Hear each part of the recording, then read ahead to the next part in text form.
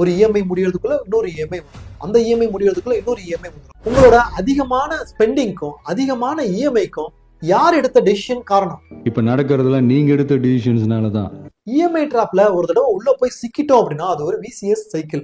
இந்த இடத்துல ப்ராப்பரான மைண்ட் செட் இருந்தா மட்டுமே அவரால் வெளியே வர முடியும். அதாவது கிரெடிட் கார்டு லோன் வச்சிருக்கீங்கன்னா கிரெடிட் கார்டு இஎம்ஐயை க்ளோஸ் பண்ற வரைக்கும் எந்த விதமான வெக்கேஷனும் போறது இல்ல அப்படின்ற ஒரு ஸ்ட்ராங்கான முடிவை எடுத்துக்கணும். அதே மாதிரி பர்சனல் லோன் வச்சிருந்தீங்க அப்படின்னா ஒன்ஸ் இன் 3 months ஒரு அடிஷனல் இஎம்ஐ பே பண்றதுக்கான சேவிங்ஸ் நம்ம பண்ணணும் அப்படின்றது ஒரு டார்கெட்டா வச்சுக்கணும்.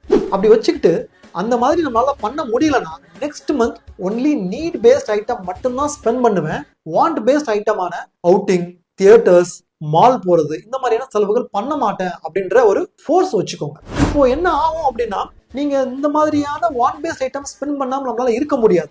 அதுக்காகவே கான்சியஸா பிளான் பண்ணி 3 monthsக்குள்ள ஒரு அடிஷனல் இஎம்ஐ பே பண்ணிடலாம் அப்படின்னு நீங்க யோசிக்க ஆரம்பிப்பீங்க. இந்த மாதிரியான ஒரு ஃபோர்ஸ்ட் கமிட்மெண்ட் கொண்டு வந்தீங்கன்னா தான் இந்த மைண்ட் செட் தான் உங்களை இஎம்ஐ டிராப்ல இருந்து வெளியே வர வைக்கிறதுக்கான ஒன்லி வெப்பன்.